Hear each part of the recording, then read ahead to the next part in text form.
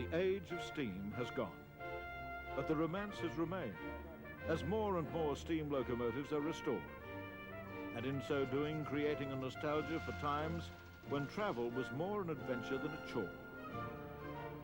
The world's most famous steam locomotive is without doubt the Flying Scotsman.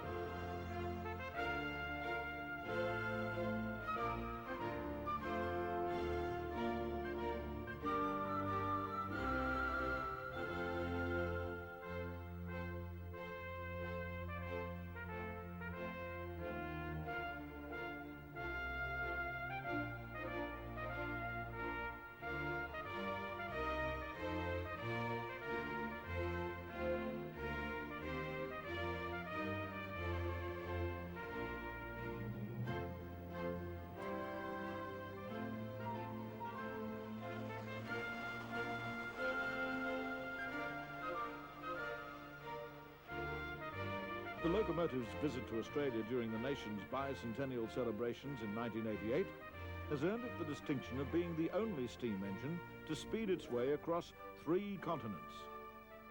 More than that, its sea voyage to Australia and return would make it the first ever locomotive to circumnavigate the globe. From the moment it settled on Australian rails, it was surrounded by crowds, all wanting to be part of this history-making trip.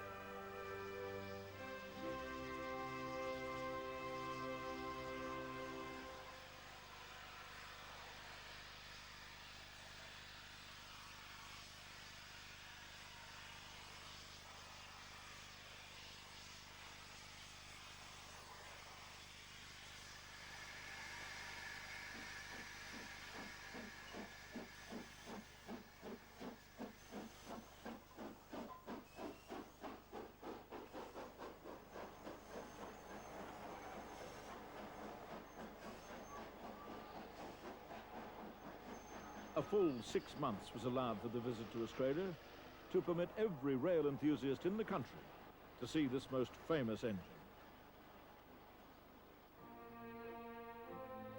The Flying Scotsman has a fascinating history. At times glorious, at times ignominious.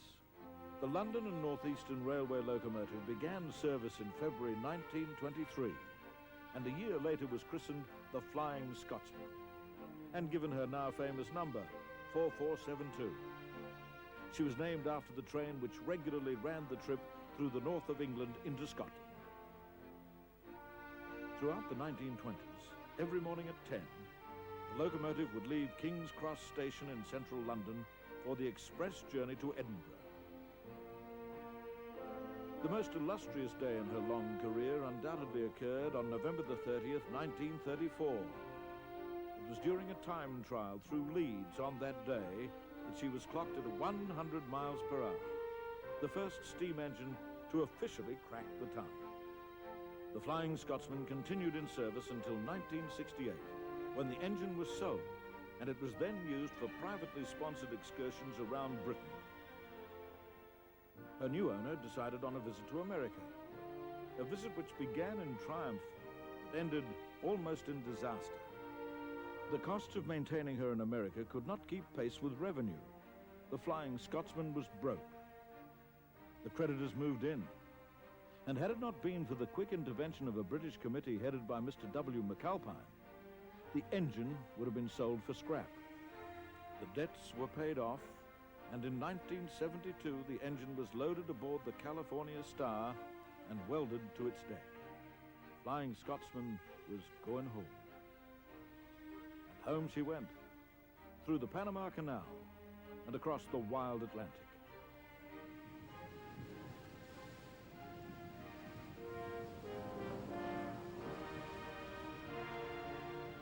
After being unloaded during the snowstorm in Liverpool, the engineers confirmed that she could travel under her own steam, and she made a triumphal progress through England.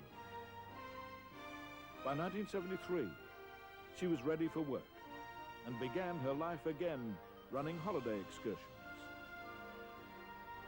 But it was the plans for Australia's bicentennial that saw a request being made for another overseas trip. Approval was granted providing all costs could be underwritten. Money was raised in Australia, And the middle of 1988 saw Ost-Steam organizer Walter Stutchbury in England watching final preparations being made for the journey down under. Local television news found Scotty's volunteer minders giving the old girl a complete overhaul and a new paint job. They seemed pleased to be sharing in her adventure. Oh no, I'm going out to Australia. I think it's a wonderful opportunity. First steam locomotive ever to circumnavigate the world and go to 3 continents. I think it's a wonderful opportunity, and not only is the engine looking forward to it, but all the volunteers who you've already seen kicking around working on it are all looking forward to going as well. By July, all was in readiness, and the 65-year-old engine was loaded for the month-long trip to Australia.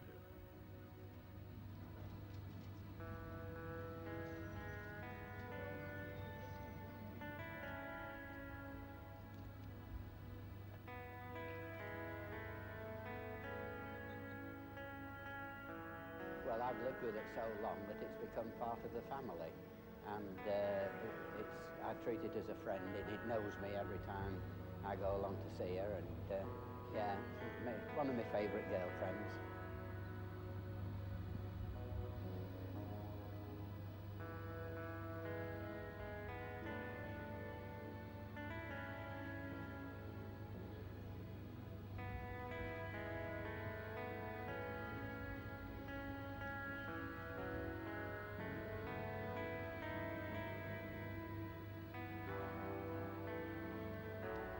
I think while there are sufficient people around who enjoy riding behind steam locomotives, the steam locomotive will continue.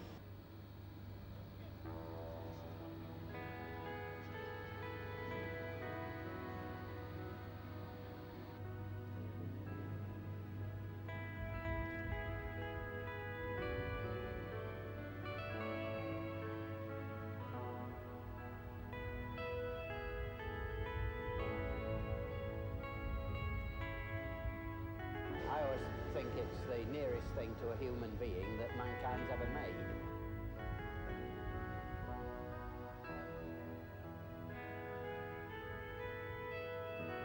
It's got everything a human being has. It's got lungs that breathe and limbs that move, and it's got a mind that can think.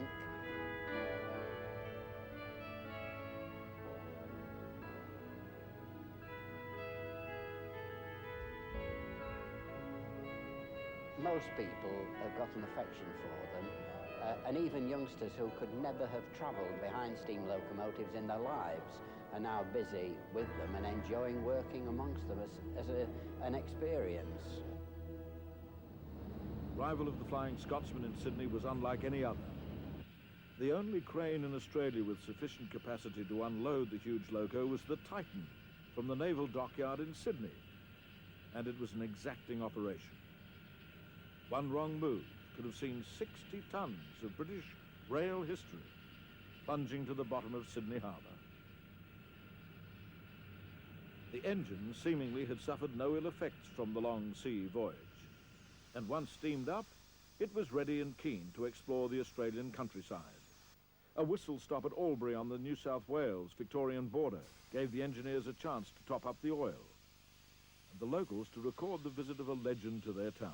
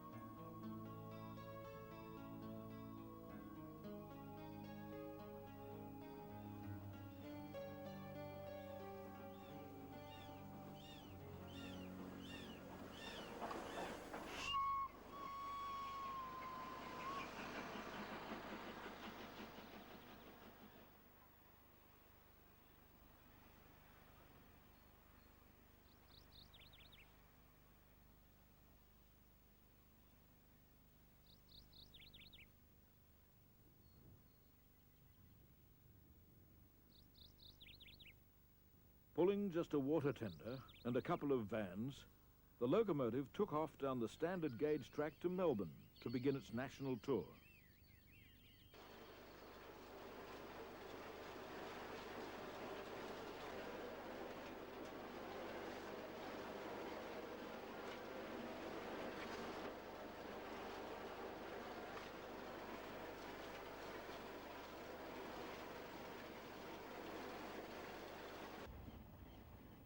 Flashing past the rows of eucalypts running parallel to the Hume Highway was a far cry from its regular trips through the tranquil English countryside.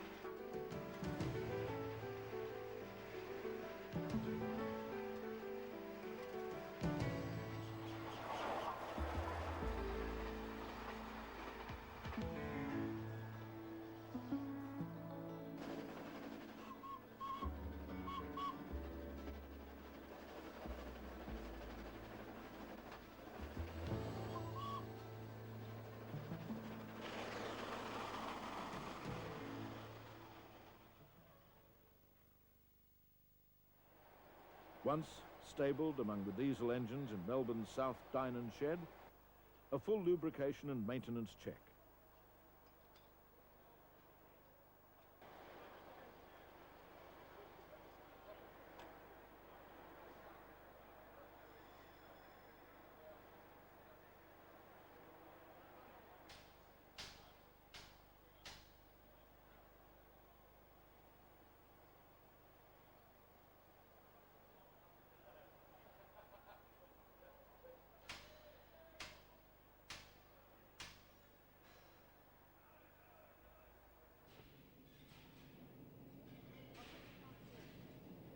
Executives from Mobil Oil were on hand to give her the once-over. Systems of lubrication, you've got a mechanical lubricator here which is handling bearings and that on the inner sides. That's the main bearings, and it's a lighter oil in that one. And in forward of that, you've got in here,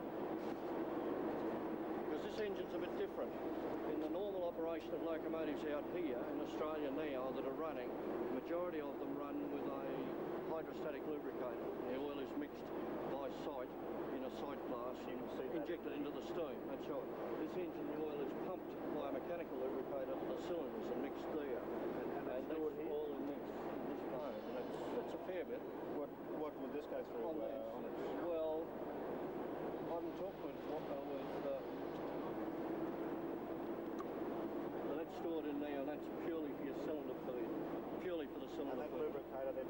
that fills up the wick lubricant. It's an actual set of valves in there, and as the engine, as that rod moves backwards and forwards, it's connected to the valve rod. Yes. And that pumps the oil through. It's actually pumped in at pressure. So it's a slowly rotating pump, which every click pumps a squirt of oil. Yeah, positive feed. Yeah. And that goes into the wick lubricant? That goes direct to the cylinders on the steam cylinder lubricant. Probably about 20,000 miles we'll finish up running in Australia. To this side, coming up on the crosshead. There's 2 pipes there, and they drip through. There's 2 others coming out that will feed onto the cylinder, cross-cylinder piston rod, and the valve rod in here is the same. There's an oil drip feed just in front of the gland. And that's only regulated by the size of the wicks? Yeah, the wicks regulate that feed. Mobil's super cylinder oil is the only oil which meets the high speed and heavy steam requirements of the Scotsman. The distinctive qualities of the oil are explained by Mobil's chief engineer, Tony Press. The main difference between the car and the steam engine is the temperature of the cylinders. You may think that a car would run at a fairly high temperature, but in fact it is water cooled, whereas the steam cylinder is set to run as hot as possible. You want a very high temperature so the steam doesn't condense into water as it goes through the cylinder. So the oil as a lubricant has to withstand a much higher cylinder temperature than in fact a car does. It's extremely high viscosity. The SAE 50, which you may remember as the top end of most automotive lubricants, the viscosity of that is about half the viscosity of the extra Heckler super cylinder oil used in the steam cylinder lubrication. The steam cylinder lubrication is in fact compounded, which means it has a vegetable fat added to it, around 10%, possibly 15%. So the oil will cling to the cylinder walls in the presence of steam and water. It's carried in with the steam, carried through into the cylinder, through the feed lines, into the valve chest and into the cylinder with the steam, and the compounding helps it cling to the wall. Now, the greater amount of compounding you have, the better is for the lubrication, but in fact this reduces the oxidation stability of the oil, and the oil will carbon up much faster, causing deposits on the piston cylinders, the piston walls, and the valve chest, valve gear, and so on. So there's a very careful balance that has to be struck. But again, you have a slight benefit in that the steam system has a separate lubricant for the big end bearings on the locomotive, compared to a car where you have one lubricant that has to do the whole job. Now, another interesting thing is the big end bearings on the locomotive are lubricated with a lighter oil than the steam cylinder oil. They each have their own reservoir, which is sealed with a cork.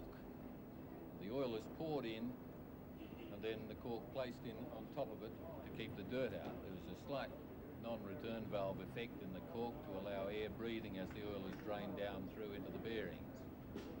While the loco is stabled in the Melbourne yards, for Victorian Rail employees, there's the chance to have a photograph to show their grandchildren.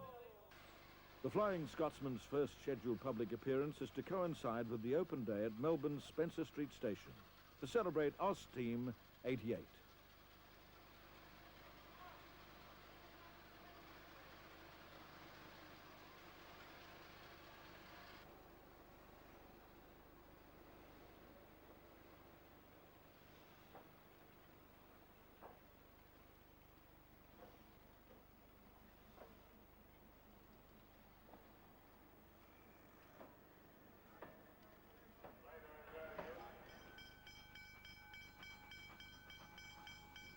As part of the Festival of Steam, many of the restored locomotives from Victoria and other states are making their way to Melbourne. The green 1210, one of the 12 class, was from 1913 the first locomotive to work the branch line from Queanbeyan to Canberra, now the nation's capital. From 1962 it had been retired and mounted on stone outside the Canberra railway station. In 1986, the Australian Capital Territory Railway Historical Society returned the 12 to the tracks. On her trip to Melbourne, 1210 is accompanied by one of the few remaining 30-class tank engines in Australia. It was bought by the 3112 Preservation Group in 1986 and now runs as well as she ever did.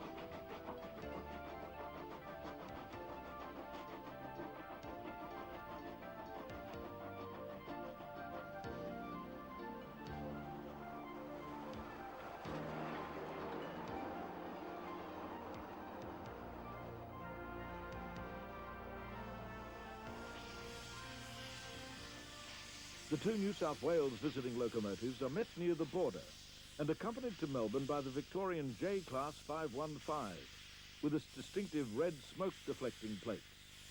The 515 is probably the most recent Victorian engine to be restored and only resumed service in 1988.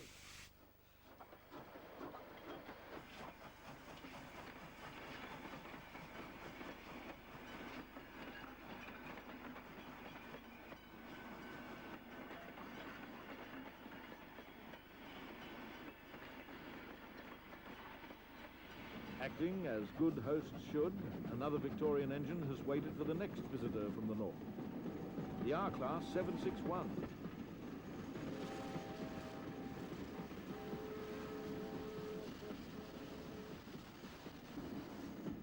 It wasn't long before her charge arrived to be accompanied to Melbourne on the parallel standard gauge track. The huge 38 class 3801 is probably the best known loco in Australia. It has visited every mainland capital city in Australia during the bicentennial year. The big green loco served the New South Wales Railways from 1943 until it was withdrawn from service in 1965. But being the glamour engine it was, authorities decided that it should be maintained for special events, and the bicentennial certainly was a special event. The Scotsman had been through. Now the locals had again to get their vantage points to see the exhibition trains come through.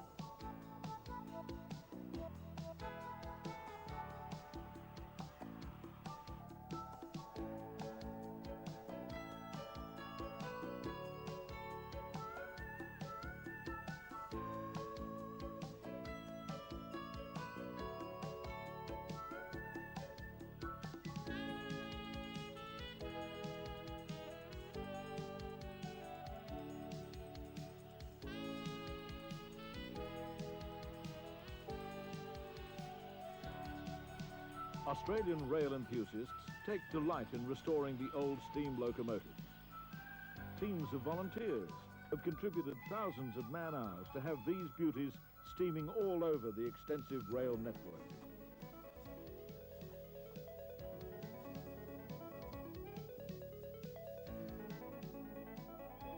Finally, all are assembled at Spencer Street for the open day. The road around the station is closed to traffic, and 100,000 people cram the concourses to see Scotty and the rest of the restored locos. Steam is alive. After a day of rest, the Flying Scotsman is now ready to perform the task for which she has been brought the 18,000 kilometres. She's ready to start pulling the trains. From now, for the next 6 months, in every state of Australia, the Flying Scotsman will pull train after train of well-wishers. This journey is from Melbourne to Seymour and return. Like every trip the train will make, it is booked out.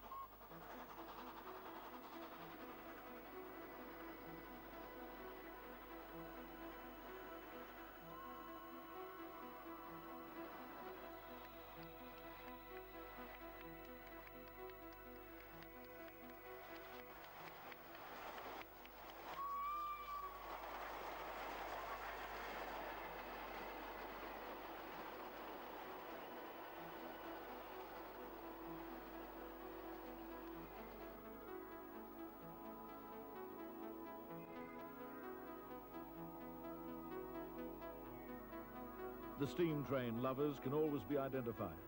They normally carry 2 cameras, and during the journey they wear protective goggles. That way they can lean out of the window and not have their eyes clogged by smoke and grit. On the footplate, the Scotsman operates at a boiler pressure of 210 pounds per cubic inch for a full head of steam. The fireman needs to shovel around a ton of coal every hour to maintain that pressure.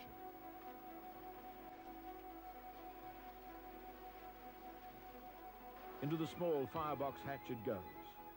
To open the whole hatch would create a heat so intense that the crew would be unable to stay in the cabin.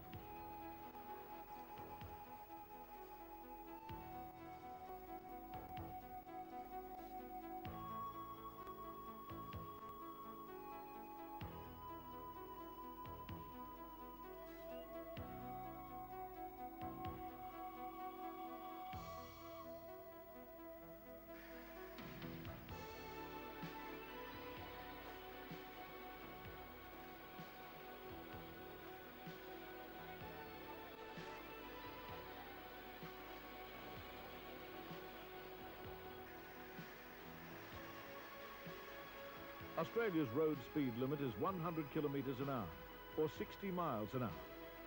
On this run, the locomotive has no trouble in leaving all the road traffic behind. The word had got about that the Scotsman was coming through. All along the route, the country folk staked their claim to the best vantage points and waited patiently for a glimpse of the train as she passed.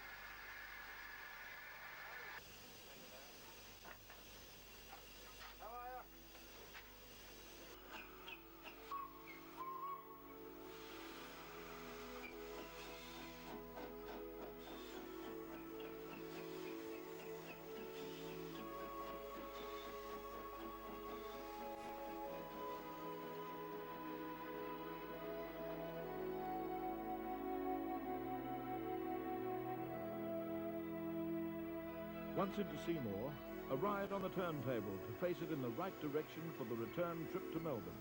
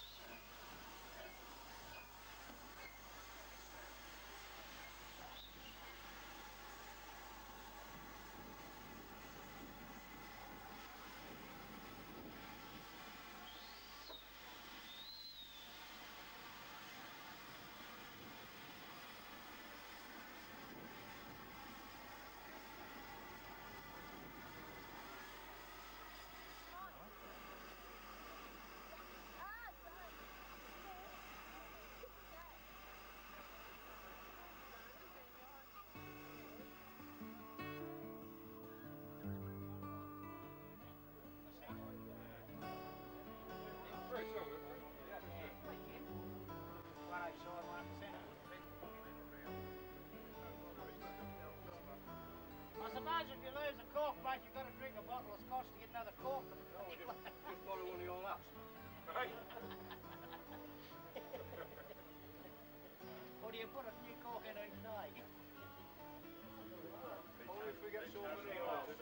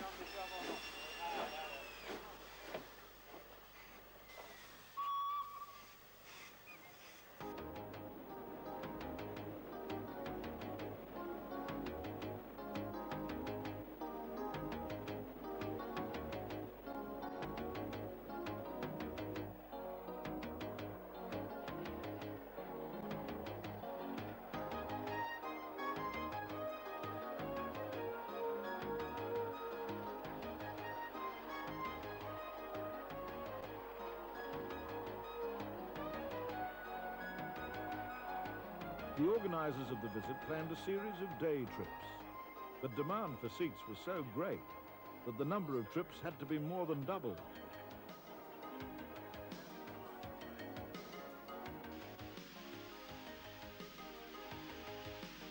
While most of the Australian steam locomotives are two-cylinder, the Scotsman's real claim to fame for the enthusiasts is that she has 3 cylinders, the third positioned between the other 2, with a large driving crank inside the main driving wheels.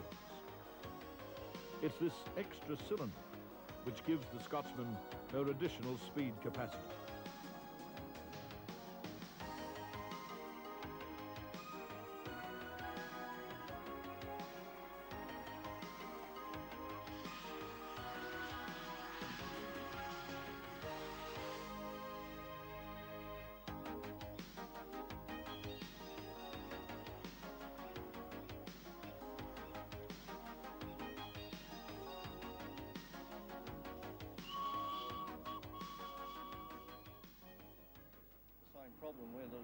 Back in Melbourne, a special visit from Bill McAlpine and a chance to catch up on the locomotive's adventures. With a tug, so it's quite interesting to see it sailing around the corner of the pier aboard the Pride.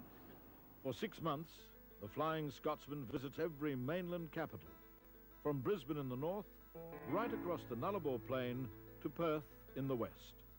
It's a journey no other engine would attempt. But for the Flying Scotsman, LNER number 4472. It's just a way of continuing to write itself into the history books as the world's most famous steam locomotive.